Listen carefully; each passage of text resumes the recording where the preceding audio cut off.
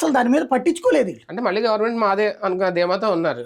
Government అసలు నేను అట్లా కూడా అనుకోను. అవునా? నెక్స్ట్ వచ్చాక అవుతుందనే సీన్ లో కాదు. అదేలే. పార్టీ అనేది అసలు మనకేం సంబంధం లేదు. ఎవడి కాడు వచ్చినోడల్లా వాడి సొంత పని గురించినో లేకపోతే వేరే పనులు చూస్తారు తప్పించి పార్టీ నాయకులు కూడా పార్టీకి తొందరగా పూర్తి అవ్వాలా, ఈ వ్యవహారం ఏదో చూడాలని ఎవడు అనుకోవాలా. అంటే ఆ డెసిషన్ ఎవరు తీసుకోవాలి? జగనే తీసుకోవాలి, ఆయనే పార్టీ అధ్యక్షుడు కాబట్టి. అదే అంటుంది. అంటే ఇక్కడ చంద్రబాబు గారికి లోకేష్ గారు ఉన్నారు ఆ పనులు చూసుకోవడానికి, అవును, చేయించుకున్నారు. ఈయనకి ఇంకెవరు లేరు. దాంతో అదేం పూర్తి కాల. ఇప్పుడు అది ధ్వంసం చేసేసారు. విశాఖపట్నం దానికి నోటీసులు ఇచ్చారు. అవును. జోక్ ఏంటంటే సిఆర్డిఏ పరిధిలో ఇక్కడ ఉన్నటువంటిది గుంటూరు మున్సిపాలిటీ అయినా వీళ్ళదే. అవును. సిఆర్డిఏ పెట్టినప్పుడు వీళ్ళే కదా. అంటే అంతకుముందు సిఆర్డిఏగా ఉండేది, దాన్ని వీళ్ళు ఏఎంఆర్డిఏ అని అదని ఇదని మార్చారు కదా. అవును.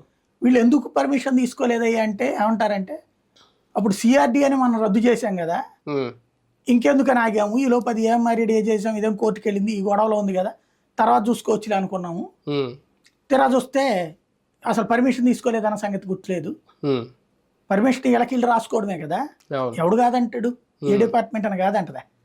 లేదు మీరు అసలు కట్టడానికి వీల్లేదంటదా. ఇందులో ఎవరైతే